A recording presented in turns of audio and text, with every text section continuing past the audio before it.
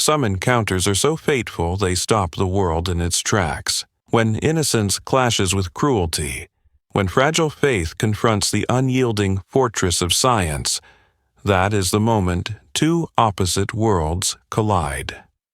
One September morning, on the lawns of billionaire Richard Whitmore's sprawling 300-acre Connecticut estate, such an impossible moment occurred.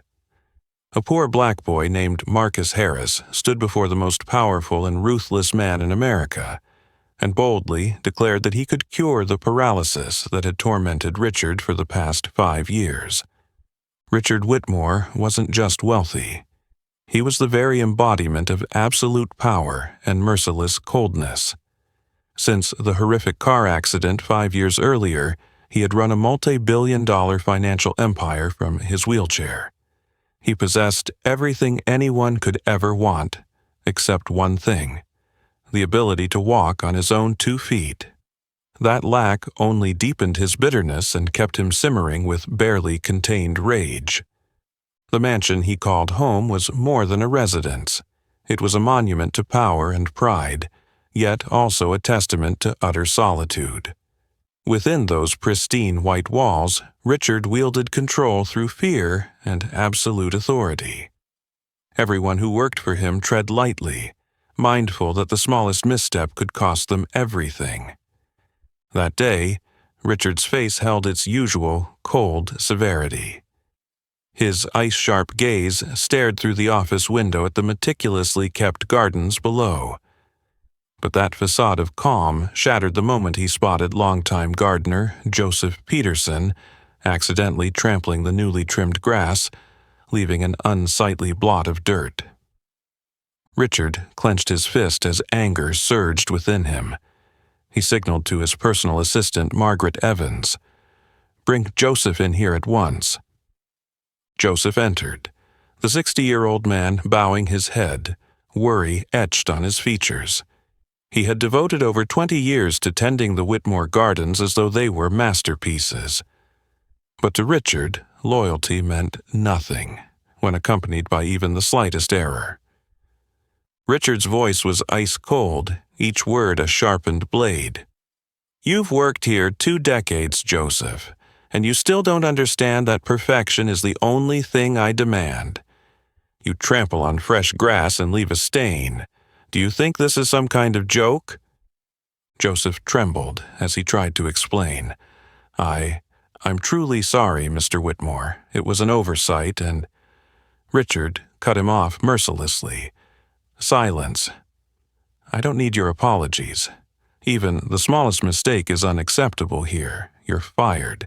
And don't think of asking me for a letter of recommendation. You aren't worthy." Stunned, Joseph fell to his knees, begging, "Mr. Whitmore, please reconsider. My wife is gravely ill, and we have young grandchildren to care for. I beg you—" Richard sneered, his eyes cold and unforgiving. "You should have thought of your family before making that stupid mistake. Margaret, call James. Have him remove this man from the grounds immediately."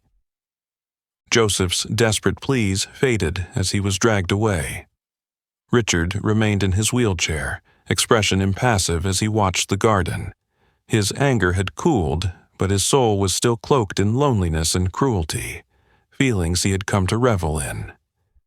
Seeing others kneel and beg gave him proof that he was still alive, that he still held absolute power. Just then, Security Assistant James entered with an uneasy look. "Mr. Whitmore, there's a boy at the gate. He's been waiting for 2 hours and refuses to leave." Richard frowned in irritation. "A child? What does he want?" James hesitated, then said, "He claims he can cure your condition. He seems very serious." Richard burst into mocking laughter, a strange blend of curiosity and amusement stirring within him. A poor child daring to promise what dozens of the world's greatest doctors had failed to achieve. It was absurd, but intriguing enough to pique his interest. "All right," he said with contempt. "Bring that boy in here. I'll show him the consequences of pestering someone like me with such foolish antics." 15 minutes later, the office door swung open. James led in a small black boy dressed in simple but clean clothes. This was Marcus Harris. His eyes were calm and shone with confidence, a sharp contrast to the poverty his worn outfit betrayed. Richard looked Marcus up and down, his voice dripping with scorn. "So, you're the child prodigy who claims he can heal my legs? Do you know, I've spent tens of millions of dollars on the greatest doctors on this planet and I'm still stuck in this damned wheelchair?" Marcus remained composed. His gaze never wavered as he faced the most powerful man in America. His voice was soft but resolute, as if stating an undeniable truth. "Mr. Whitmore, you can go ahead and prepare the check because I guarantee I will cure you." Marcus's words echoed through the opulent room, creating a heavy, suffocating silence. Richard found himself struck by something extraordinary in the boy's eyes, not fear, but unwavering faith, mysterious and intense, something he had never seen before. In that instant, the two utterly opposing worlds truly collided. A fateful encounter had taken place, heralding monumental changes to come, changes that even Richard Whitmore could never have foreseen. The silence that followed Marcus's confident words swept through Richard Whitmore's luxurious office like an icy breeze. He unconsciously gripped the arms of his wheelchair, the all-too-familiar pang of helplessness rising once more to consume his every thought. Marcus's declaration, "Go ahead and have your check ready," echoed relentlessly in Richard's mind. Richard loathed that feeling of powerlessness more than anything else in the world. For 5 years, each morning he woke was a battle against deep disappointment and despair. The horrifying memories of the accident were etched in his mind. His beloved sports car losing control, plummeting down the gravel-strewn embankment, the violent spins, the metal twisting, and the searing pain as he came to in the hospital. Since that fateful day, his lower body had been completely paralyzed, and he'd become a prisoner of this wheelchair. Richard had once placed absolute faith in the limitless power of money and science.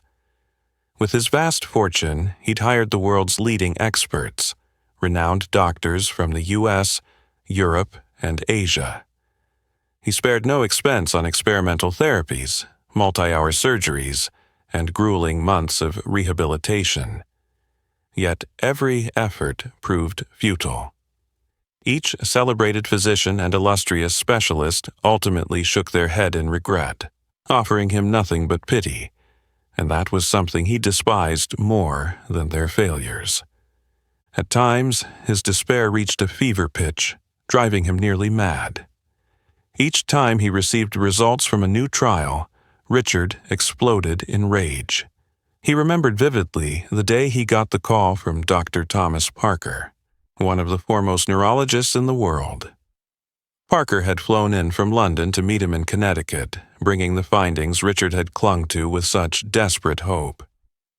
"Mr. Whitmore," Dr. Parker said, regret heavy in his voice, "I'm very sorry, but every test confirms that the damage to your spinal cord is irreversible. I've employed the most advanced treatments available, but nothing has worked." Richard could hardly contain his fury. He screamed in rage, sweeping every object off his desk, smashing an antique vase into shards on the floor. "So, you're telling me that all the money, all the prestige, research, and credentials you possess are worthless? You're all incompetent fools." Dr. Parker, pale and stunned, fought to stay calm. "I understand how painful this is for you, but the truth is that medicine still has its limits. We've done everything we can." Richard roared, his voice shaking the room. "Everything you can? I've spent millions, flown in geniuses like you from around the globe, and what do I have to show for it? Nothing but excuses and your condescending pity." From that day on, Richard cut off communication with Dr. Parker, and a string of other specialists. His cruelty only deepened. His resentment and hatred toward the world festered in his soul. He began to believe that everything had betrayed him. Money, reputation, science, none of it meant anything against this cruel disease that had stolen his once vibrant life. And now, before him stood a poor, uneducated child. No degrees, no credentials, daring to claim something impossible that the world's finest experts insisted could not be done. Insult and curiosity warred within him, and he could not suppress his intrigue. "Marcus Harris," he said mockingly, "you're just an 8-year-old boy with no medical knowledge. What makes you think you can do what those great minds could not?" Marcus met Richard's gaze unflinchingly, his calm resolve undimmed. "Sir, they only looked at what was broken. I look at what still remains whole inside you. What matters isn't what has been lost, but what is waiting to awaken again." Richard let out a bitter, furious laugh. He couldn't believe this child dared to lecture him so boldly. "Listen, boy genius, all those experts I've hired, from Harvard, Oxford, Stanford, are the best on this planet. And you, with your so-called miraculous insight, claim to do what the entire world says is impossible. What a fool's game." Marcus stood firm in the face of Richard's wrath, replying gently but with unwavering conviction. "You've spent millions to heal your body, but you've never truly believed you could recover. The problem isn't that your legs don't work. It's that your belief died long ago." For the first time, Richard was taken aback by that unexpected answer. A chill silence once more engulfed the opulent room, as though heralding the fierce struggle about to begin between despair and hope, belief and science. This was the battle that would determine the future of Richard Whitmore, the most powerful, yet most desperate man alive. The icy words of Marcus fell like a pebble into the still lake of Richard's mind, sending ripples of unease through the opulent room. For a heartbeat, Richard was almost mesmerized by the boy's uncanny calm, but he immediately snapped back to his usual icy composure, masking the fleeting confusion.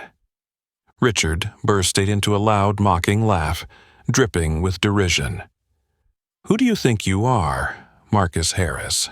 Some little angel, or an 8-year-old medical genius who can rewrite the laws of science?" Marcus didn't flinch. His confidence held steady. "I'm not an angel, Mr. Whitmore. I'm simply someone who can see what your doctors cannot. They try to fix what's broken, while I know how to awaken what still sleeps within your body." Richard arched a brow, curiosity stirring. In all his years, he'd never encountered anyone bold enough to challenge his absolute faith in science and the power of money, let alone a poor child. Something about Marcus both irritated and compelled him. Leaning forward in his wheelchair, closing the distance between them, Richard's gaze sharpened. "All right, you clever boy. If you truly believe in your ability, I'll give you one shot to prove it. But let me make this crystal clear. This is no joke. If you succeed where the finest minds in medicine, from Harvard to Johns Hopkins to the Mayo Clinic, have failed, I'll hand you $1 million in cash." "That's right, $1 million. Marcus nodded serenely, as if the proposition were perfectly natural. "I accept your challenge, Mr. Whitmore. Have your money ready, because I guarantee I will cure you." Richard's smile twisted from mocking to venomous. He no longer saw Marcus as a mere child, but as someone brazen enough to defy him, and the lifetime of absolute power he'd amassed. He felt a deep outrage. He laughed again, the sound echoing through the vast office to underline the gulf between them. "Marcus, let me spell it out for you. You're nothing. A poor kid who's probably never set foot in a decent school, let alone understands medicine. Do you really believe you can achieve what the world's top experts have declared impossible? Marcus remained unshaken, his eyes unwavering. They have knowledge and credentials, but they lack belief. I have faith. Richard scoffed, his voice sharpening into a blade. Faith? Faith is a delusion for the weak. Reality runs on power, money, and science. Your words only prove how little you understand about life. He paused, hostility blazing in his gaze as he stared down at Marcus. I'm genuinely curious, Marcus Harris. What gives you the right to show up here and spout this nonsense? You're just a forgotten kid. Do you really think your empty words can change your pitiful fate? The room fell into suffocating silence. Every one of Richard's insults struck the air like a dagger. Yet Marcus did not waver or retreat before America's most powerful man. Instead, his clear eyes now held a hint of pity, not for himself, but for the rich, tormented man across from him. Marcus spoke quietly, with unwavering certainty. Mr. Whitmore, I have no power, no money, and none of the prestigious titles you mention. But I possess something you've never truly owned: belief in the strength of the human spirit. You've forgotten how to believe in yourself, and that's why you remain trapped in that wheelchair.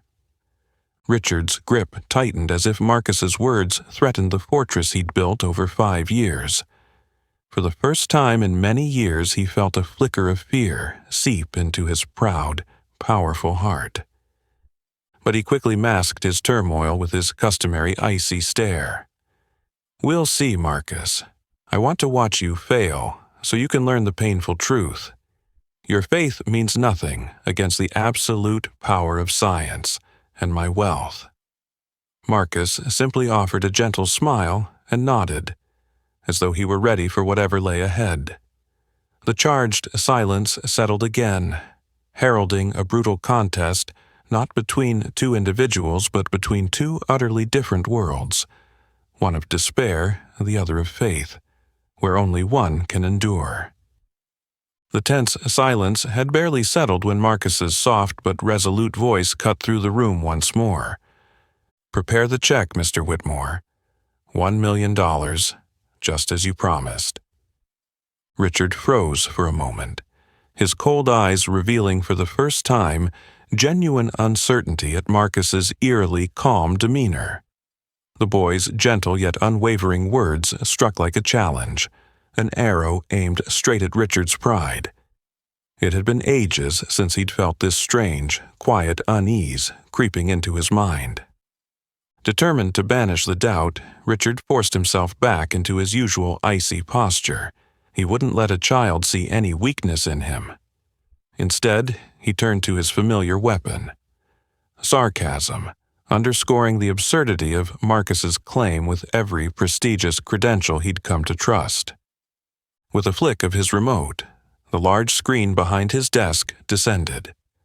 One by one, images appeared before Marcus: stern faces, illustrious names, world-renowned medical honors. Richard pointed to the first photo, his voice dripping with irony.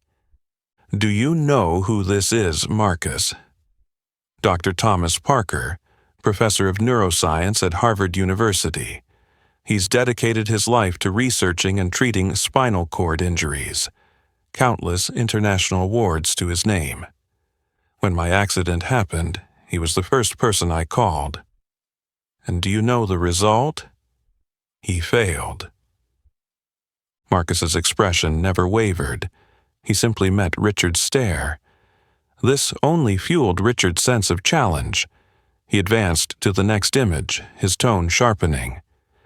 This is Dr. Helena Morgan, a leading rehabilitation specialist at Johns Hopkins. I paid her over $3 million for a 6-month recovery program. And the outcome? Nothing. Still couldn't stand. Richard sneered, pointing to the next photo. And this is Professor Akira Tanaka, a stem cell research genius from Tokyo.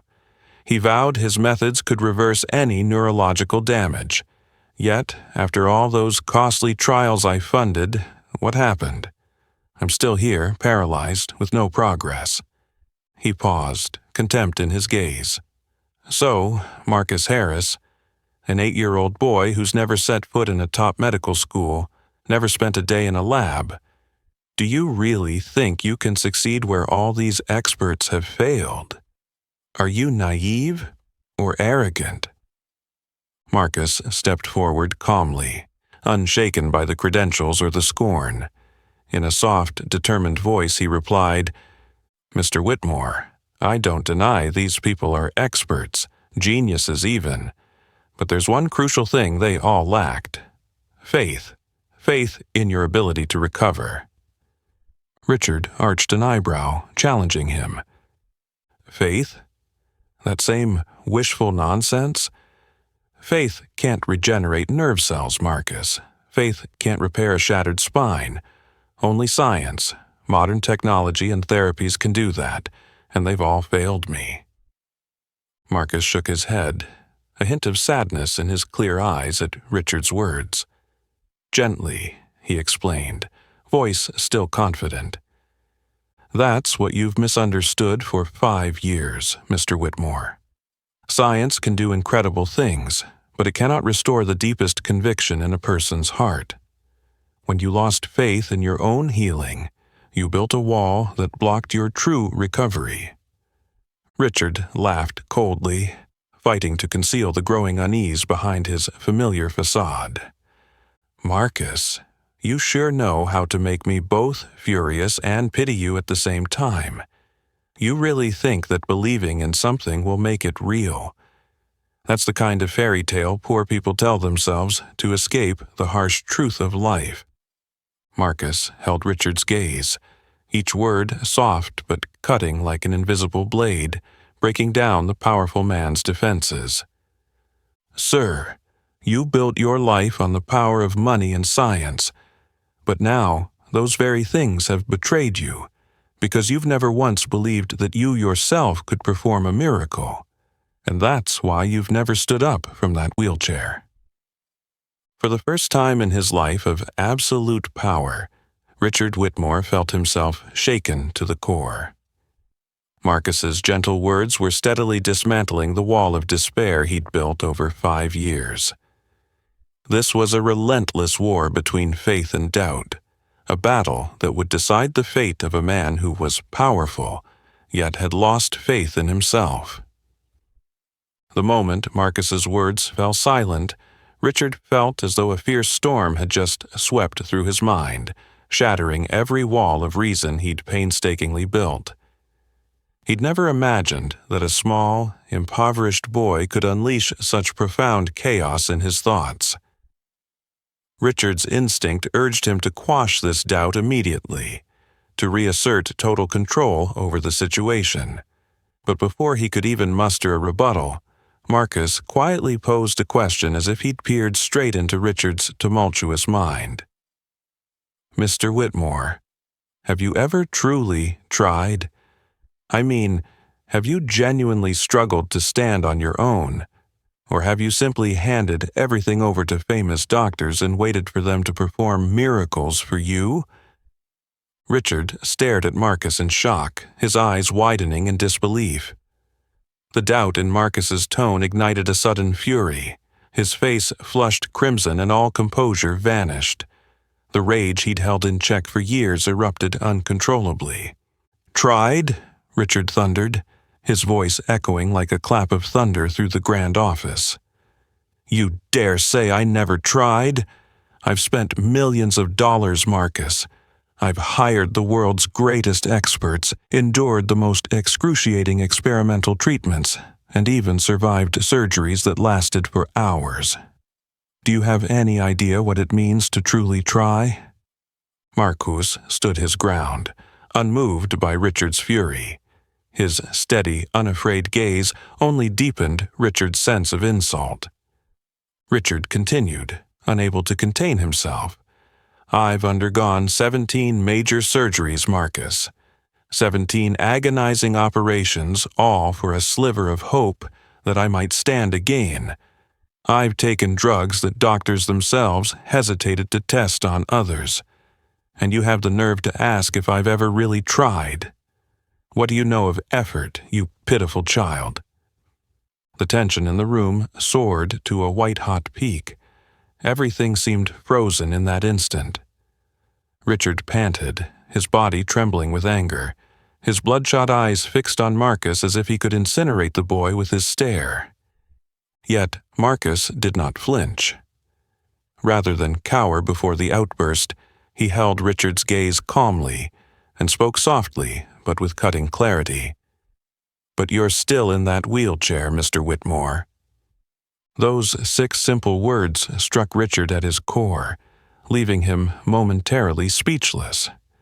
That harsh truth awoke the deepest pain in his soul, the pain he'd hidden behind power, wealth, and false pride. Marcus had exposed not only the weakness of his body, but also the fracture in his faith. In the terrifying hush that followed, Marcus's gentle yet incisive voice continued, "You placed your complete faith in money, in science, in those renowned doctors, but you've never believed in yourself. You never asked if you could be the one to create a miracle. You entrusted your healing to strangers and blamed them when they failed. But the real failure was your own, the moment you abandoned belief in yourself." Richard felt as though Marcus's calm words were tearing down the fortress of despair he'd erected over 5 long years. Each syllable was a cold blade slicing into the pride and arrogance that had become his armor. For the first time, Richard Whitmore couldn't muster his usual sarcasm, because he too sensed the cracks forming in the walls of conviction he'd always clung to. He forced himself to steady his breath and, though his tone still bore a challenge, it lacked its former confidence. "So, what do you suggest I do, Marcus? Simply sit here and believe my legs will heal on their own because I wish it so? If it were that easy, none of this would have been necessary." For the first time, a flicker of pity shone in Marcus's eyes as he looked at Richard. "No, sir. What I want you to do is tear down the wall of despair you've built around yourself. I want you to believe, but not in me or in those doctors. What matters most is that you believe in yourself. As long as you harbor fear of failure and deep doubt, no amount of money, no matter how many millions, will ever lift you from that wheelchair." Marcus's final words fell into the stunned silence. The man who once commanded a financial empire now found himself utterly unable to respond. In that moment, Richard Whitmore's absolute faith in science and wealth shattered under the cold calm of a poor boy's truth. For the first time, Richard realized that he himself had surrendered long before the real battle had even begun. The room falls into suffocating silence after Marcus's final words. In Richard Whitmore's mind, those words ring out like an urgent alarm, echoing over and over. What if the best doctors were wrong? For the first time in years of basking in the absolute certainty and security that money and science provide, Richard feels doubt creeping into his thoughts. He hates this feeling. It makes him feel weaker and more powerless than ever. Yet worse than that is his inability to deny that Marcus's question has struck a hidden fear he's always worked to conceal. The fear that science, the very thing he trusted without question, might be fallible. In the days that follow, Richard cannot sleep. Each night he lies awake in his lavish bed, eyes fixed on the ceiling, desperate for answers in the darkness. Faces of renowned experts and celebrated doctors parade through his mind, the proud, confident expressions they wore when admitting defeat to his condition. But amid all those familiar faces, Marcus's steady, confident gaze stands out, a relentless challenge he can't banish. Richard tries to comfort himself by insisting Marcus is just a naive child, too inexperienced to understand science's complexities. Yet, each time he soothes himself this way, The question rings louder, more haunting. What if the top experts are wrong? What if Marcus is right? Unable to endure this mental torment any longer, Richard places an urgent call to his personal physician and longtime friend, Dr. Samuel Bennett. The next morning, Dr. Bennett arrives at Richard's office. The older doctor, with salt and pepper hair and a calm demeanor, looks at Richard in mild surprise. "Richard, why did you call me in such a hurry? Is something wrong with your health?" Richard is silent for a moment, exhaustion in his eyes, then lowers his voice as if hesitating. "Samuel, tell me once more, clearly and definitively. Is there any possibility, no matter how small, that we, including you, have been wrong in concluding I could never recover?" Dr. Bennett is taken aback by the unexpected question. He studies Richard carefully, as if trying to read the deeper turmoil behind it. "Richard, I know you're tired and frustrated, but let me repeat. Based on every test, every image, and dozens of treatment trials, the damage to your spinal cord is permanent and irreversible. That's not conjecture, but solid scientific conclusion, and the world's top doctors agree." Richard says nothing, staring at Samuel with a rare look of confusion. He had hoped for reassurance. Instead, the answer only deepens his unrest. Sensing this, Dr. Bennett tries to comfort his old friend. "Richard, you've always been logical and practical. Why this sudden doubt? Has someone been planting unrealistic ideas in your head?" Richard gives a bitter laugh, his voice weary and sharp. "An 8-year-old boy made me question it, Samuel. That boy claimed he could cure me. At first, I dismissed it as a joke. Now, I can't shake the question." Dr. Bennett frowns, concern etching his features. "Richard, that's childlike fantasy. You can't let nonsense words cloud your mind. Remember, the science and the experts you've worked with have dedicated their lives to this field. Is it conceivable that a small child could overturn all that?" Richard remains silent, torn between reason and this irrational obsession. His voice drops to a near whisper, as if speaking more to himself than to Samuel. "But what if everything we've believed for so long is wrong? What if I was the one misplacing my faith from the very start?"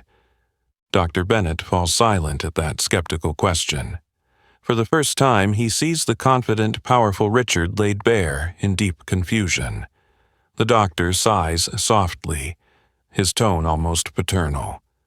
"Richard, maybe this isn't about your body but your mind. Perhaps you're exhausted and beginning to doubt everything, but science, though not perfect, is built on undeniable facts and evidence. If you let your mind chase the impossible, you'll lose yourself." Richard nods faintly, but his eyes remain distant and unsettled. He now realizes even Samuel cannot free him from this obsession. Marcus's words were more than a challenge. They're a persistent curse he doesn't know how to escape. Dr. Bennett rises to leave, and Richard is left alone in the engulfing silence. He remains seated at his desk, gazing out the large window as Marcus's question echoes once more, a relentless whisper. What if the best doctors were wrong? In that moment, for the first time in his life of power and certainty, Richard Whitmore feels his absolute faith in science and the power of money begin to crack, and he doesn't know what to hold on to find peace again. In the days that followed, Marcus's haunting question continued to torment Richard so relentlessly that he could think of nothing else. Each silent night brought deeper doubts, plunging him into an abyss of unease. The certainty and security that science had provided his entire life began to fracture into frighteningly small pieces, leaving behind a yawning void. Just when Richard was on the brink of despair, Marcus reappeared as if by instinct. Calm, assured, knowing exactly when Richard needed him most. The office door swung open slowly, and Marcus stepped in, still dressed simply, but his presence now felt even stronger and more radiant than before.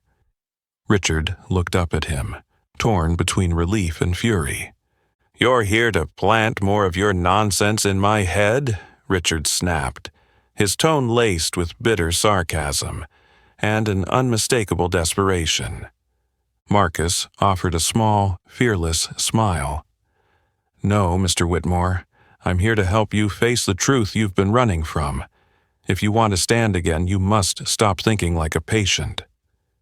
Richard let out a harsh, mocking laugh. "Stop thinking like a patient? How helpful, from a boy who's never known the agony I've endured.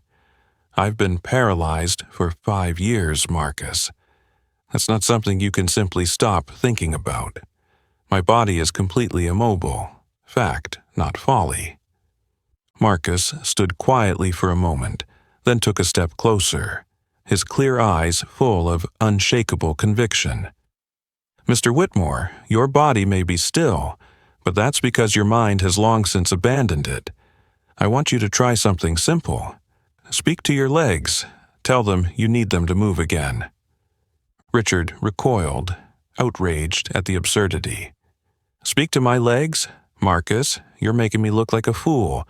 I'm a man of reason, someone who's placed absolute faith in science. I'm no superstitious dreamer like you." Marcus remained unruffled. "You've tried everything science could offer, but you've never truly communicated with your own body.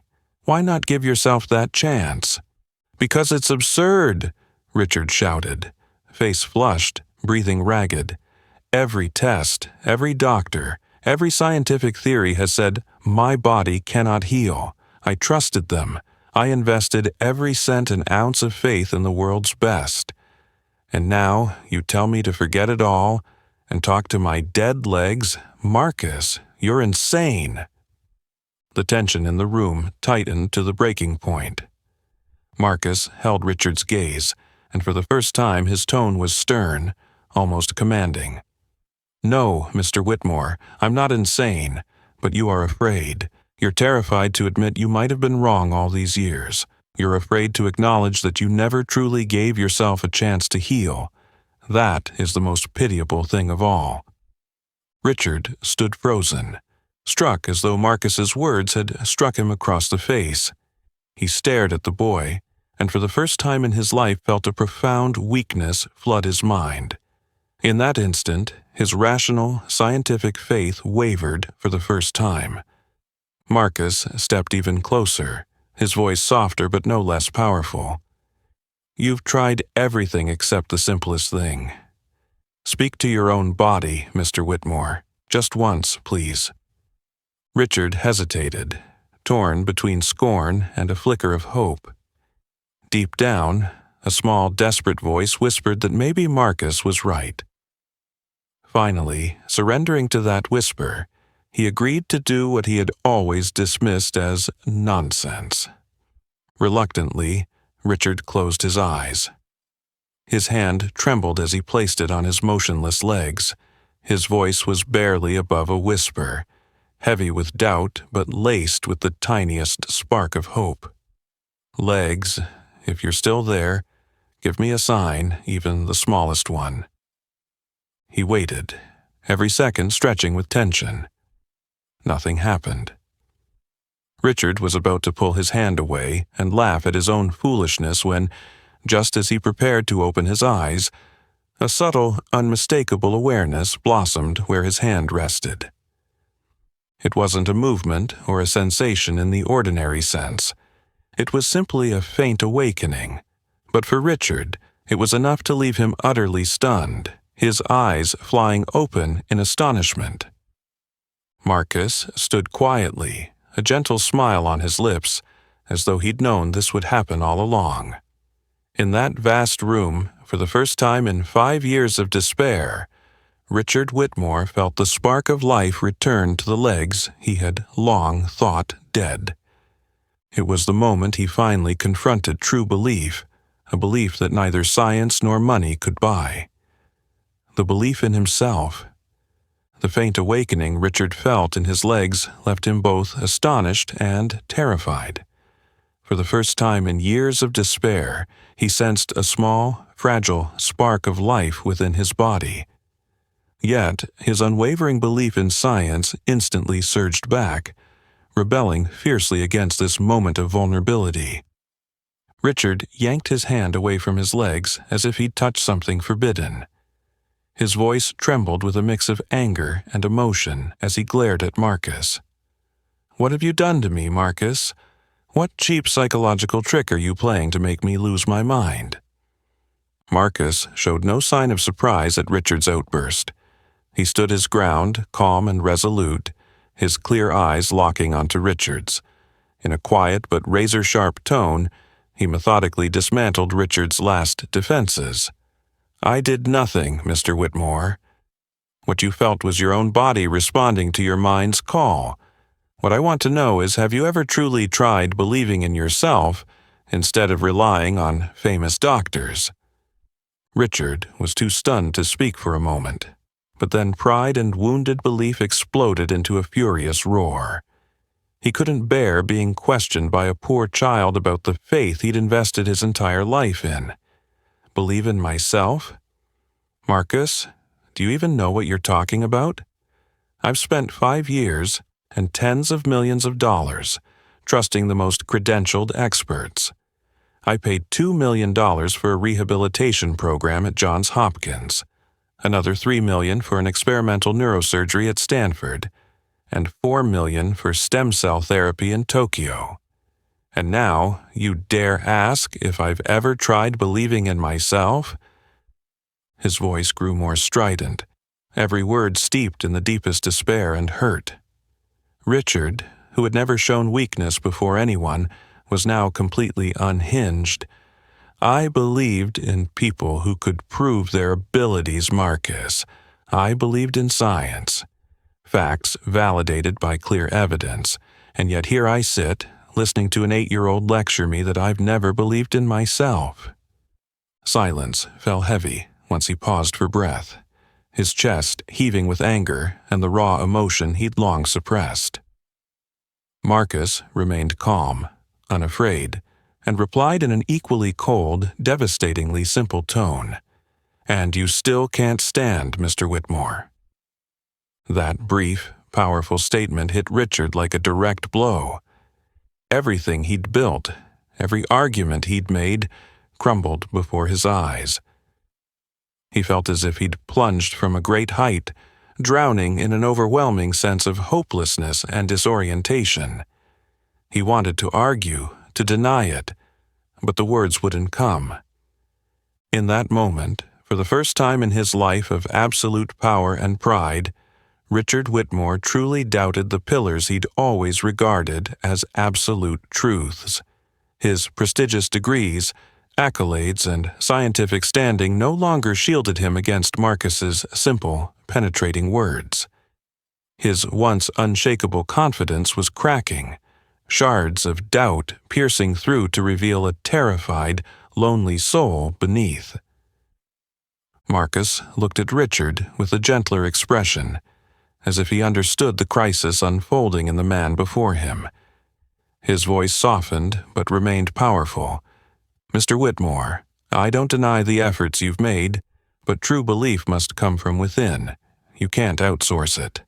Those doctors and specialists have knowledge and credentials, but they can't live your life or perform miracles on your behalf. Only you can do that." Richard sat motionless, his gaze distant and unfocused, no longer sharp or proud. His mind raced. The absolute faith he'd nurtured all his life was now perilously unsteady, leaving behind a haunting emptiness. Marcus had exposed the most frightening truth in Richard's mind. He had never truly believed in his own power to heal, always placing his faith and the burden of responsibility on others, only to blame them when they failed. At last, Richard spoke, but his voice was stripped of strength and certainty. Soft and trembling, it carried confusion and vulnerability. "So, what should I do, Marcus? How can I find the belief I've never had?" How can I face myself when all my life I've only trusted what was outside of me? Marcus stepped forward, placing a gentle hand on Richard's shoulder for the first time.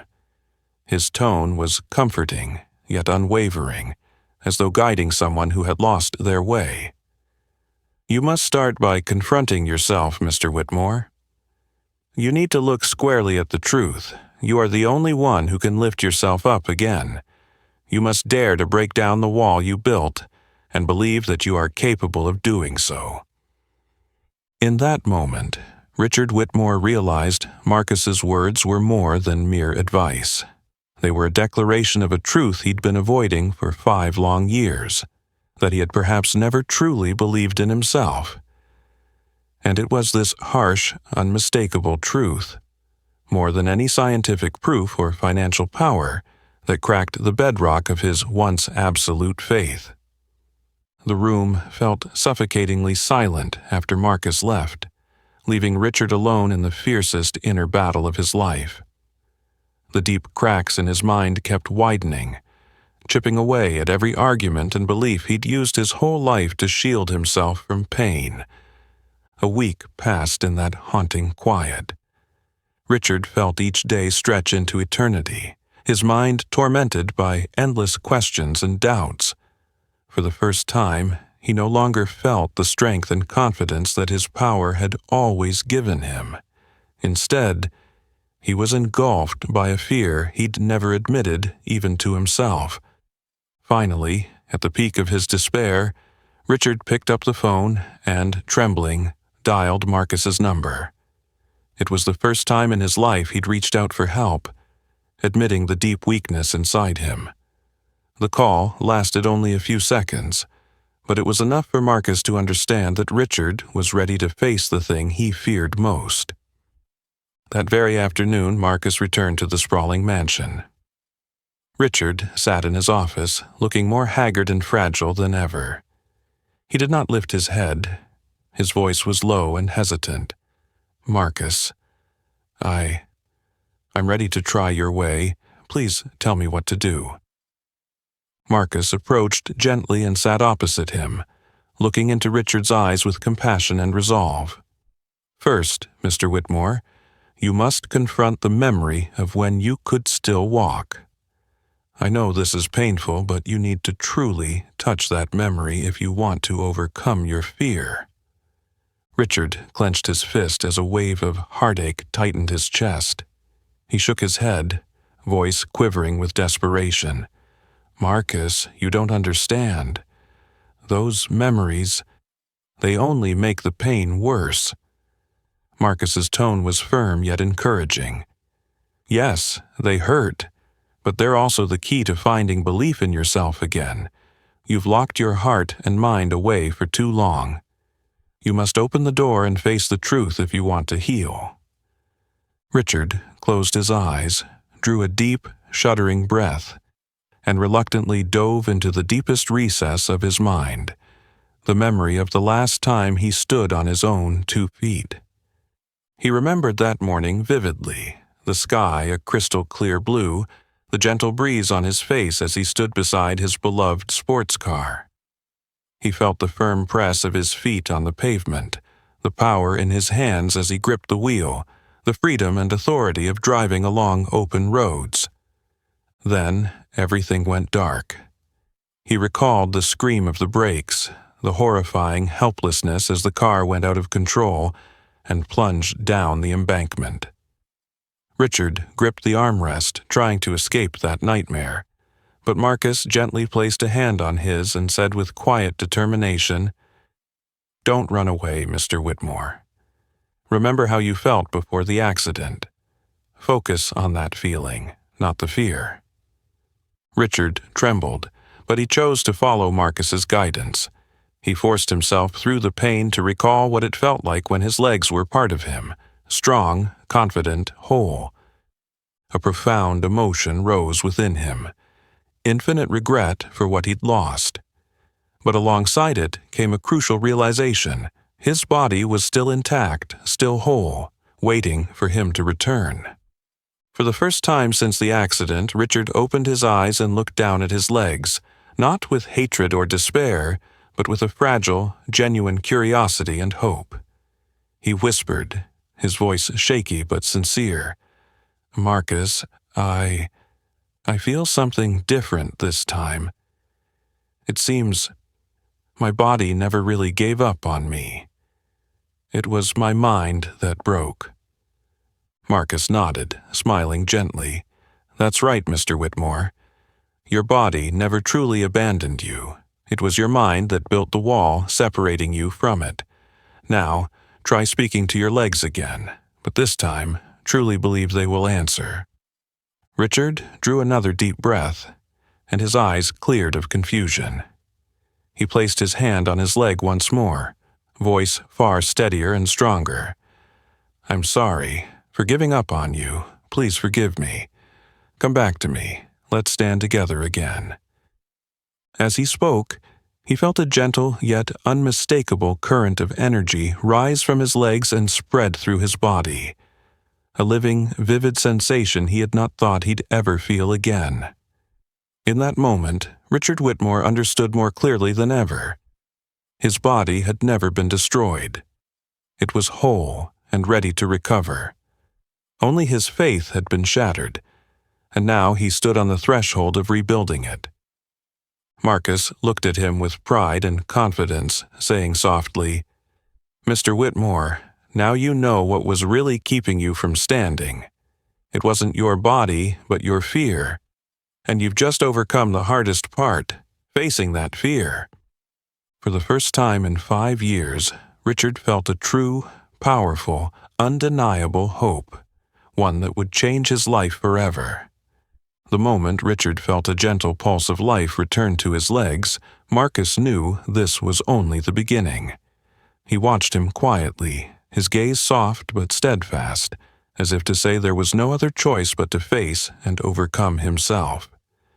Richard lifted his head to meet Marcus's eyes, his expression for the first time revealing confusion, vulnerability, and a fierce longing. "Marcus, I just felt something, but I don't know what to do next." Marcus offered a gentle smile, slowly moving closer and sitting down beside him. His voice was calm, brimming with encouragement and trust.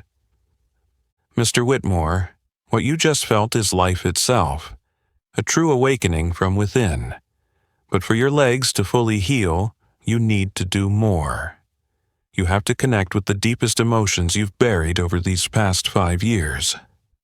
Richard looked at Marcus, fear flickering across his face, but determination shining through. He knew now was not the time to run away. Gently, he placed his hands on his legs, truly reaching out to them from the depths of his heart for the first time. I was so angry with you," he whispered, voice trembling yet sincere. "I blamed you for taking my life. But now I realize I was the one who abandoned you first. I was the one who refused to believe I could ever recover." Silently, Marcus laid a hand on Richard's shoulder, his tone soft but powerful. "Keep going, Mr. Whitmore. Let every true emotion rise up. Let them fuel the strength you need to stand again." Richard inhaled deeply as wave after wave of pent-up feelings crashed through him, each memory of pain, each moment of self-blame, each outburst of rage at his own helplessness. The emotions poured out like a wild torrent, and this time he didn't hold them back. He let them flow freely through his body. With each painful recollection, Richard felt his legs grow stronger in response, a power not born of muscle or nerves, but of the truth he'd long avoided. He was still whole, and he had never truly lost anything. At the peak of his emotional surge, Marcus leaned in, voice tender but commanding. "Now, try to stand, Mr. Whitmore. Trust your legs, and stand for yourself." Richard nodded, his heart pounding as if it would burst. Bracing himself, he placed both hands firmly on the wheelchair's armrests and pushed his weight down into his legs. A wave of tension gripped him as he made the effort. For a fleeting moment he thought his body was ready, but when the weight shifted, he lost his balance and collapsed back into the chair with a painful thud. Defeated, Richard buried his face in his hands, bitter despair and helplessness consuming him once more. Tears streamed down his cheeks. Tears of failure, tears for the anguish he'd carried these 5 long years. Marcus knelt beside him, placing a reassuring hand on his shoulder. His voice was resolute, yet kind. "Mr. Whitmore, don't give up. This isn't failure. It's just the first step. Remember every agonizing moment, every flash of hopelessness, every surge of anger. Use all of those emotions as your strength. You're not allowed to quit now." Richard raised his head, meeting Marcus's steady gaze. For the first time in years, he felt he wasn't alone. There stood someone who believed wholeheartedly in his ability to perform a miracle. This time, Richard unleashed everything he had. He poured his anger, his frustration, and his fragile hope into his legs. He let out a roar, not of rage, but of unshakable conviction, a release of every chain that had bound him these years. "I will not give up. I refuse to live in fear and failure any longer." His teeth clenched, every muscle quivered, sweat beading on his brow. The tension in the room soared. Then, as if by magic, he sensed his legs answering him. A genuine strength blossomed from within, coursing powerfully through his body. But now, it wasn't just physical effort that lifted him, it was his spirit. He realized this battle was no longer against his body, but against the deepest fear in his mind. Marcus squeezed his hand, voice ringing out strong and encouraging. "That's it, Mr. Whitmore. That's exactly what you needed. Use all your emotional strength and stand for yourself." Richard roared again, not with anger this time, but with fierce belief, a complete liberation from every restraint of the past 5 years. And then, to his own amazement, Richard Whitmore rose slowly from his wheelchair, his legs trembling but holding firm as they supported his full weight. Marcus smiled, pride shining in his eyes as he watched. In that moment, Richard Whitmore knew he had witnessed a true miracle, not born of science nor of wealth, but of the awakening power of belief in one's own heart. The moment Richard rose from his wheelchair, the room froze in stunned silence. He himself could hardly believe what had just happened. After 5 years of despair, countless failures, and shattered faith, he had finally stood on his own 2 feet. All the emotions he'd bottled up during those years of suffering exploded at once, and tears streamed down his proud face. Marcus stood beside him, his eyes shining with pride and calm reassurance, as if he'd known from the start that this miracle would come. He stepped forward and gently took Richard's hand to steady him. Richard looked at Marcus, his lips trembling as he spoke through his emotion. "Marcus, I did it. I really stood up." The boy smiled warmly and nodded encouragingly. "Yes, Mr. Whitmore, you did it. But this is only the first step. Now you understand what truly creates miracles, right?" Richard's legs still trembled, and his vision blurred with tears, but for the first time in years they weren't tears of pain or despair. Instead, they were tears of overwhelming joy and genuine awe, emotions he never thought he'd feel again. He glanced at the wheelchair, the symbol of his helplessness and limitations that had been his constant companion for half a decade. But now, it held no power over him.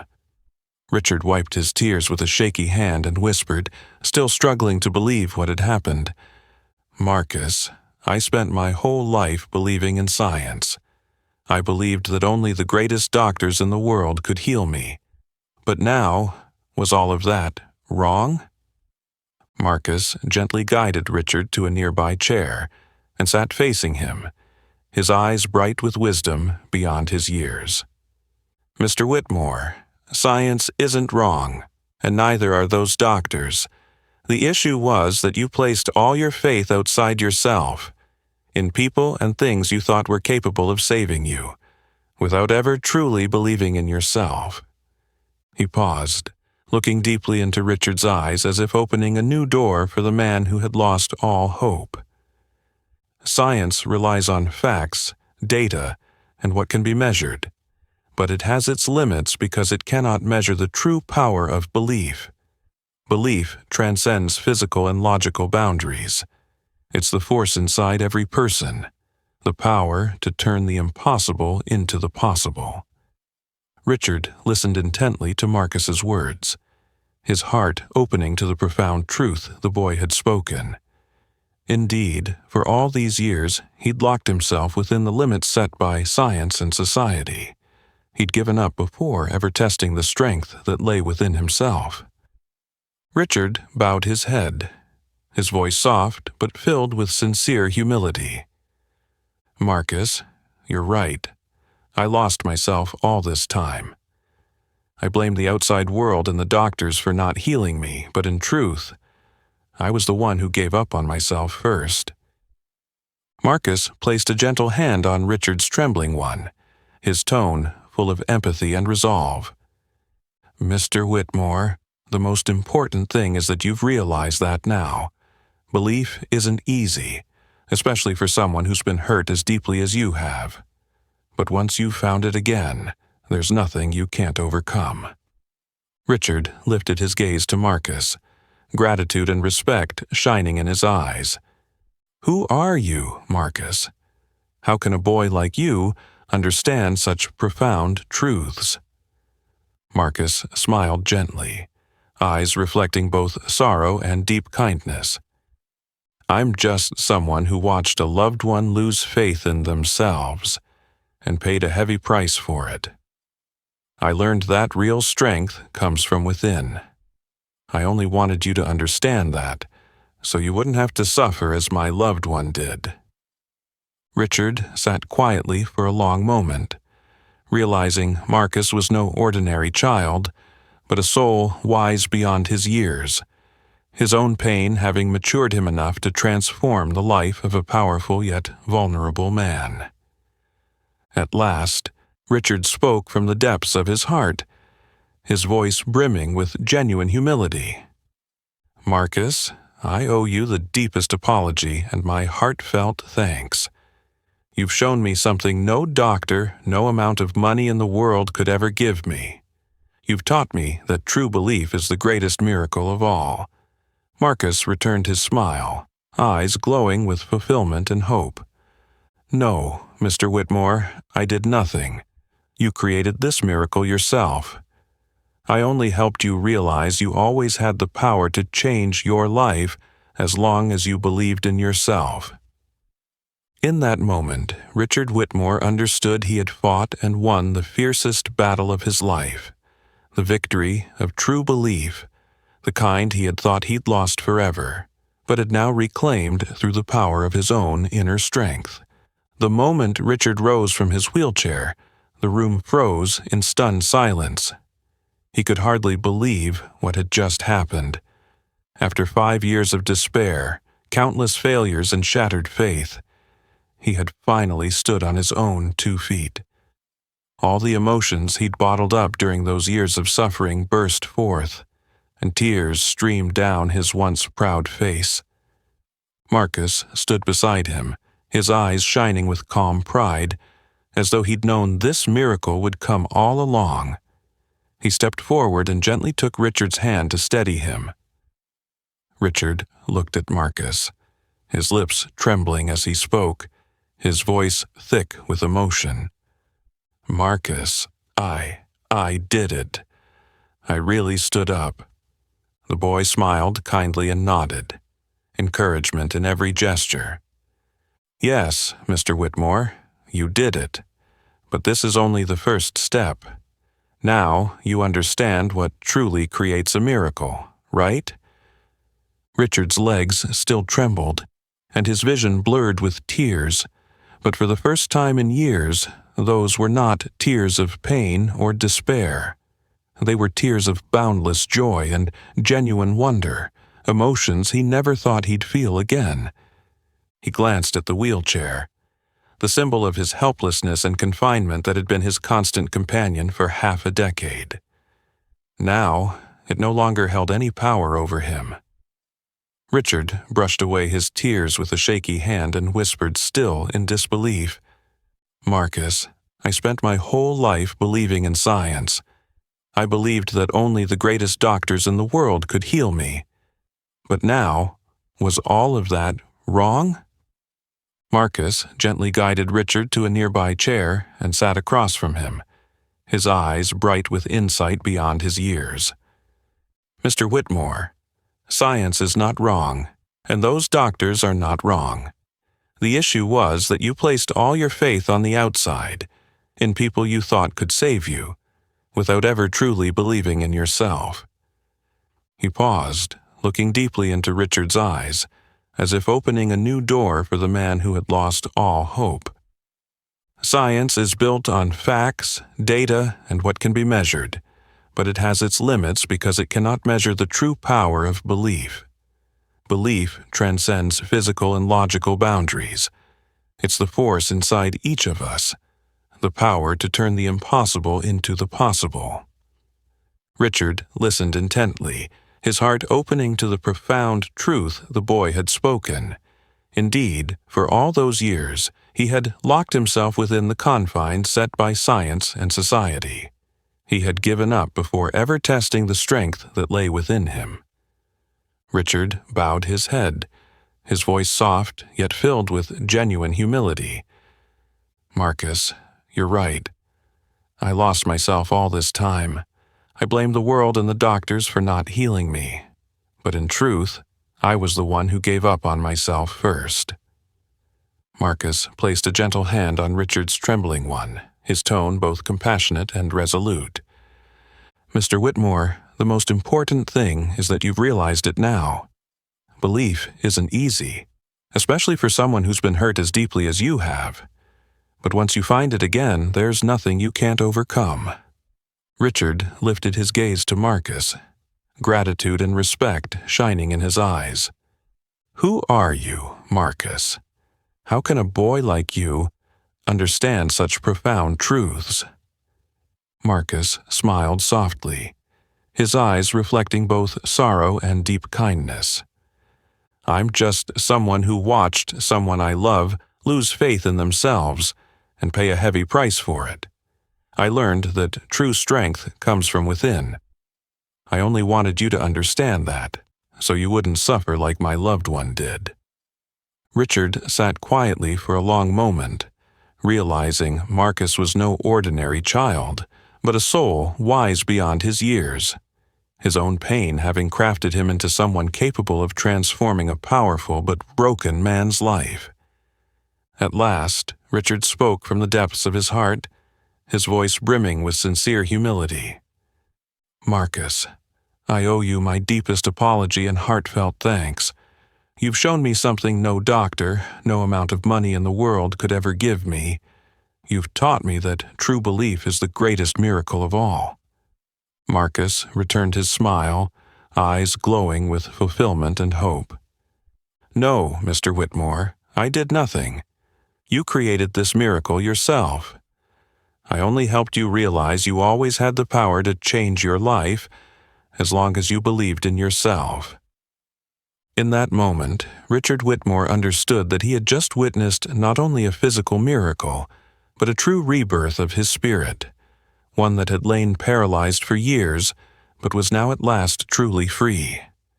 After that fateful afternoon with Marcus, Richard's life changed completely. It wasn't just that his legs had healed. More importantly, his heart had been awakened after 5 years spent in darkness. The change was so profound and noticeable that even those closest to him could hardly believe the once powerful, cold, and ruthless billionaire standing before them. The first thing Richard did was to make amends for his past mistakes. One of the very first people he thought of was George, the loyal gardener he had cruelly fired over a minor mistake. Richard sought him out and personally invited him back, not merely to resume his old duties, but as something more. Standing before the elderly man in his garden, Richard bowed his head for the first time in his life and spoke with genuine remorse. "George, I treated you terribly. I looked down on you and punished you for a small error. I'm truly sorry. Will you please come back, not just as my gardener, but as a friend and a teacher who shows me the real value of compassion?" George was so surprised he could scarcely speak. The frail man, who had endured so much bitterness at Richard's hands, now had tears in his eyes. He placed his gnarled hand on Richard's shoulder and answered, voice trembling with emotion, "Mr. Whitmore, I always hoped you'd one day find mercy in your own heart. Today, I'm overjoyed to see it's finally happened." From that day forward, Richard not only restored George's job and dignity, but also ensured the gardener's family lived in comfort. And it didn't stop there. Richard reinstated every employee he had unjustly dismissed, offering them fair wages, respect, and care he had never before shown. Yet Richard knew this wasn't enough to truly atone for his past. He realized there were countless others out there like he had once been, powerless, desperate, and shackled by the wrong beliefs. So he used his vast fortune to establish a foundation called Light of Belief, aimed at helping those who medicine had given up on. At the foundation's center, Richard rejected standard medical approaches and instead applied the principles Marcus had taught him. He frequently met patients in person, sharing his own miraculous recovery story. He spoke to them about the power of belief, the innate healing ability within each person, something no technology or drug could ever replace. The most moving moment came on a spring day when a boy named Daniel, suffering from a rare neurological disorder deemed incurable by doctors, was brought to meet Richard. Looking into Daniel's fearful, despairing eyes, Richard saw his former self. He gently took the boy's small hand, gazed into his clear eyes, and spoke with unwavering hope. "Daniel, I was once just like you. I thought I'd never stand again. But then someone special taught me that the greatest miracle lies within each of us. If you believe in yourself, nothing is impossible." Daniel looked at him skeptically at first, but gradually belief kindled in his eyes. For days, Richard guided him, helping him connect mind and body just as Marcus had done for him. Then, one bright morning, the miracle happened. With Richard's encouragement, Daniel stood up from the wheelchair he once believed would imprison him forever. Everyone in the center burst into tears, witnessing a true marvel, the miracle of unshakable belief. Richard hugged Daniel, tears of gratitude streaming down his face. He knew Marcus hadn't just saved his life. Through him, Marcus had saved many more. In that moment, Richard realized he had truly redeemed his past mistakes. That afternoon, Richard walked alone through the vast gardens of his Connecticut estate, the place where he had endured his darkest years. His steps were steady on the green grass, no longer trembling or weak. He admired the blooming flowers and felt the gentle breeze on his face, and for the first time in years, he was grateful for every moment life had given him. He stopped at his favorite bench and watched the sun dip below the horizon. His voice was soft, as if speaking to himself. "Marcus, thank you for coming into my life. You've shown me that the greatest miracle isn't learning to stand on my feet, but awakening the heart that had lain dormant all those years." Richard took a deep breath, his heart filled with peace and contentment. He knew he would never return to his former ruthless life. That fateful encounter with Marcus had not only healed his legs, but, more importantly, had resurrected his heart and soul, the greatest and most precious miracle anyone could ever receive. Richard's life was forever changed, not merely by the physical healing of his legs, but by the true healing of his heart. From a cold, callous billionaire, he had become a symbol of hope and faith, spreading real miracles to countless lives through the power of inner belief. What about you? Do you believe in the power of faith and the miracles within yourself? Share your thoughts on this moving story in the comments below. If you found today's tale inspiring and meaningful, don't forget to like, share, and subscribe for more uplifting stories like this. See you next time.